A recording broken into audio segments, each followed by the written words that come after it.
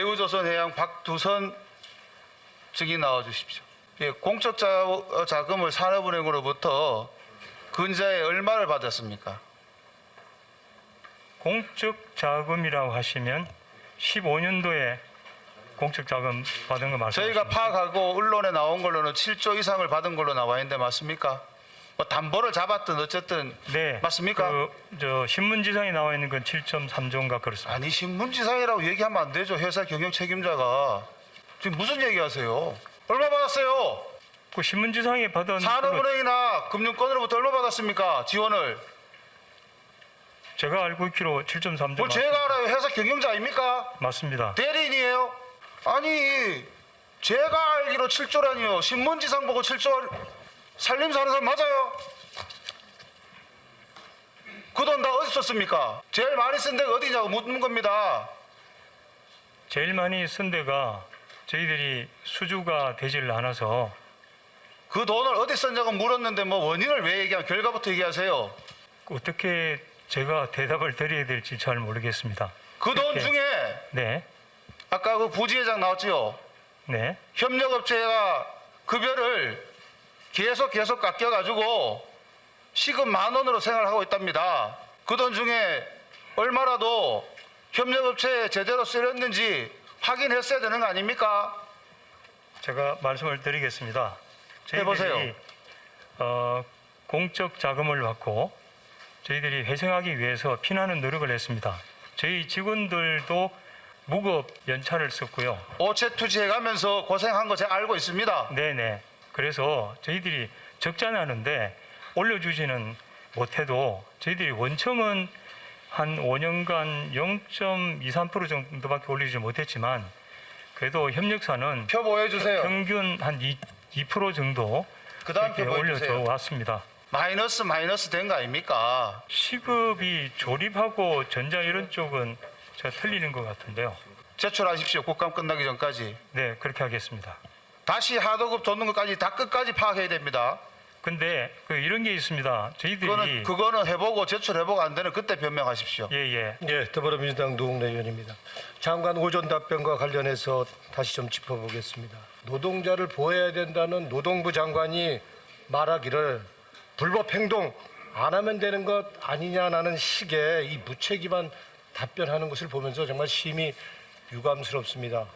장관 아까 오전 질의에서 노란봉투법 입장을 물어봤는데 당연히 구체적인 대안을 내놓으셔야 되는데 불법에 책임 있는 사람은 누구든 벗어날 수 없다라고 답을 했습니다.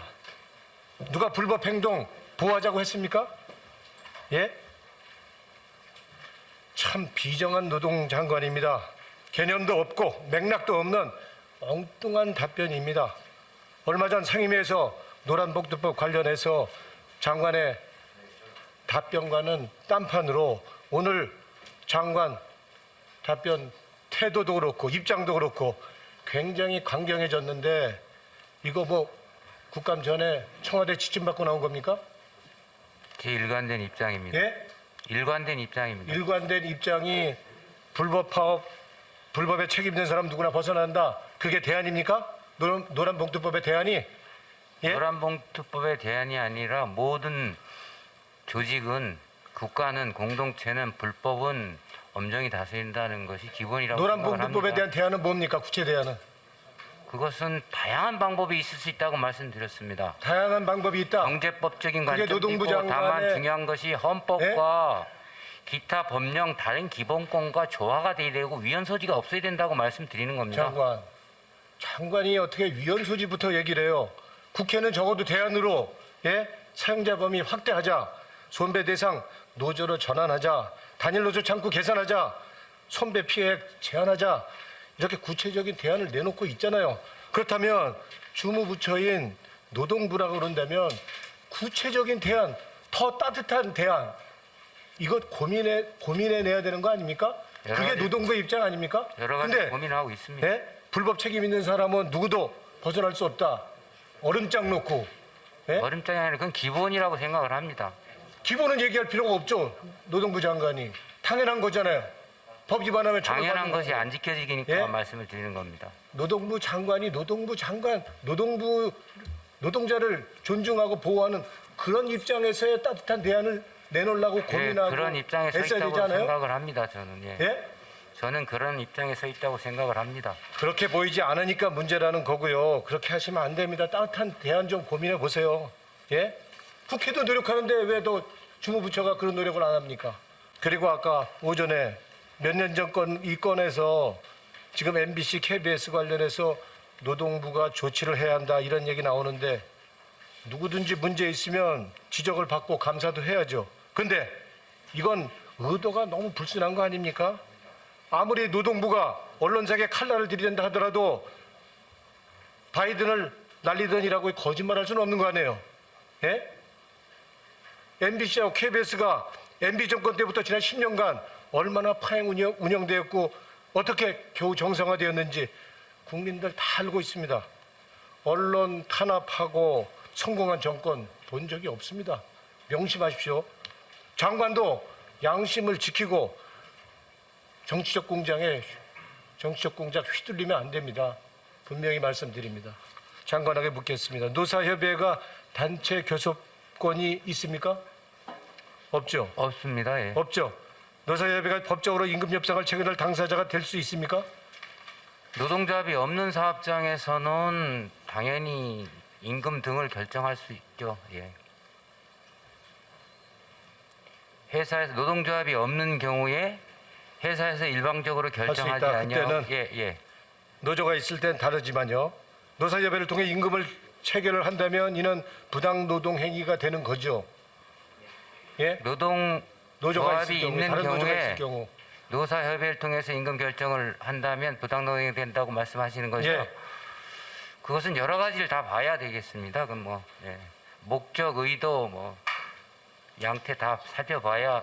예. 그게 지금 지금 노사협의회 예. 얘기를 하셔야 됩니다. 예. 노사협의 통해서 임금 체결을 한다 해도 부당 노동행위 아닐 수도 있다 이런 말씀인가요?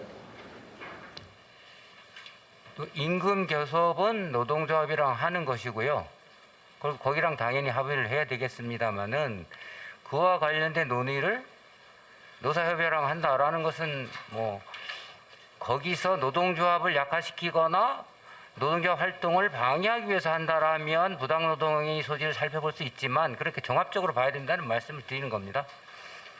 노사협의를 통해서 임금 체결을 한다면 부당 노동행위라고 봅니다. 한번 보겠습니다. 사실인지. 예. 정리하시죠. 추가 질의하시죠. 그냥 추가 질의하시죠. 예. 예, 한 분은 경총 부회장님이시고 한 분은 대우조선해양 대표이사님이시죠? 예. 대우조선해양 사태에 관련돼 가지고 우리가 진짜 양심을 걸고 본질적으로 한번 좀 짚어봅시다. 앞에 지금 보이시죠? 급여명세서 보이시죠? 네. 사장님 보이시죠? 회장님 보이시죠? 부회장님 참 보이시죠? 자, 보게 되면은 시급이 9,160원입니다. 63년생이죠? 저보다 한 살 많은 것 같아요. 응? 그런데 한번 보십시오. 휴일 근로시간이 32시간인데 4일 내내 꼬박 4일 일했다는 겁니다. 휴일 내내 일했다는 거예요. 그렇게 해서 급여가 얼마냐면은 세전 266만 5천 원입니다. 자, 회장님. 아니, 자꾸 회장님 내가 승진시켜드리네. 경총 부회장님. 예. 양심의 손을 딱 얹고 이분이 23년 동안 이 계통에서 일을 했고 대우조선 해양에서만 19년 동안 일하신 분의 급여명세서라고 그래요. 최저임금이 맞죠? 예, 맞습니다. 아무것도 붙은 거 없습니다. 그것도 4일 동안 일해서 이거 받고 살 수 있겠습니까? 살 수 없습니다. 그렇죠? 예. 자, 박주선 회장님 나와보셔요. 네. 지금 원청 대표이사님이시죠? 그죠? 네. 아, 바짝 갖다 대요. 얘기를 하시게. 이거 한번 보시고 뭐 느끼는 거 없습니까? 정말 저도 마음이 아픕니다. 마음은 아픕니까? 근데 저희들이 사실은 회사하고 협력회사하고 계약 관계에 있기 때문에요. 그 협력회사가 각 개인별로 계약하는 그 상황에 대해서는 잘 알지를 못합니다.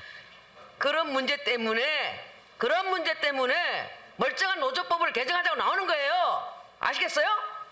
대우조선 해양처럼 그렇게 하기 때문에 물론 대한민국 대기업들 다 이렇게 하고 있습니다.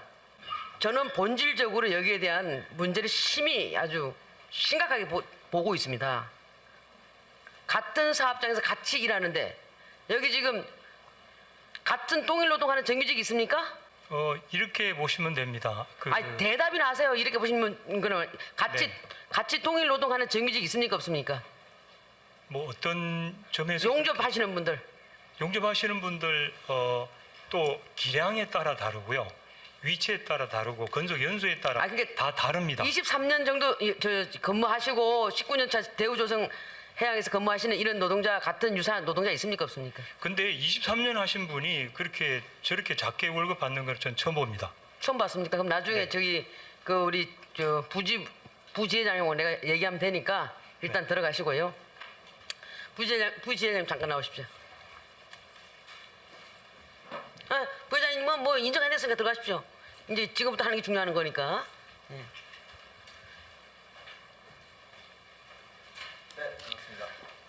저 대우해양조선 그 대표님이 네. 이런 명세서 처음 본답니다. 근데 이거는 팩트죠? 다 저렇게 받고 있습니다. 그죠? 예? 저기 터치업 하시는 분들은 네. 그러니까 여성 도장 노동자들은 다 저렇게 받고 계세요. 다 저렇게 받고 계시는다 이거죠? 뭐 오늘 출근하던 20년 일하던 다 저렇게 받고 계세요. 그러니까 대표이사님이 지금 위증하시는 거네? 이런 거 처음 본다라고 하시는 아까 증언하신 거 봐서는 또 모른다고 하실 것 같습니다. 그렇죠? 자, 장관님. 예. 제가 오전 질의에서 인사이드 아웃사이드 말씀을 드렸죠? 예, 그렇습니다. 인사이드에 있는 노동자들은 뭐 노조로부터 또 두텁게 보호받고 자기들이 다 이 부분에 대해서는 문재인 정부가 정책을 엄청나게 잘해줬기 때문에 인사이드는 걱정이 없어요. 이제 윤석열 정부는 아웃사이드에 있는 노동자들의 눈물을 닦아줘야 됩니다. 동의하십니까? 예, 많이 치유를 해야 됩니다. 예. 지금 노동시장 이중구조 이거 반드시 우리 격파시켜야 되는 겁니다. 각오돼 있으십니까? 이번에 미래노동시장 연구회의 일 중에 하나가 이 임금 차이가 이렇게 나는 등의 불합리한 것들을 개선함으로써 이중구조를 개선하겠다는 취지가 있습니다. 여기에 근본적인 거는 뭐냐면은 근본적 원인은 뭐냐면은 다단계적 그 하도급 구조입니다. 하도급 구조 개선을 반드시 우리가 해내야 돼요. 그러므로 인해서 고용 안정과 그에 따른 소득 인상, 즉 임금 인상을 지켜내 줘야 되는 거예요. 그거 할 수 있는 건 저거밖에 없습니다. 동일 노동했을 때 동일 임금을 줘야 된다는 거죠. 동일 노동, 동일 임금. 지금 윤석열 정부에서 하고자 하는 그런 정책들, 정유사 노동자가 없다라고 한다면 연대임금 제도라도 우리가 반드시 채택해야 되는 겁니다. 동의하십니까? 연대임금제뿐만이 아니고요. 이번에 상생협의체를 포함해서 저희가 조선산업 대책, 상생협의 대책으로 나오는 것에는 공정거래 질서 확립부터 시작해서 동일노동, 동일임금 모든 부분들이 단계별로 저희들이 개선할 수 있도록 지금 하고 있습니다. 이렇게 다단계 또 개선하고 그래서 이게 노동법 하나로 해결될 일이 아니고 경제, 산업부터 공정거래까지 다 들어가야 됩니다.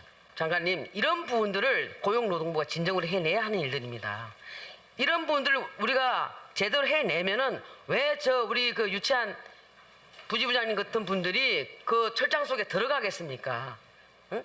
애시당초 그런 일이 안 되도록 만들려고 한다면 이번에 윤석열 정부에서 특히 한국노총 출신 그래도 그동안 노동자를 위해서 열심히 일해왔던 장관님께서는 확고한 의지를 가지시고 사회적 대타협을 이뤄내든 아니면 경산으로 가서 가든 이 부분에서는 반드시 해내야 됩니다.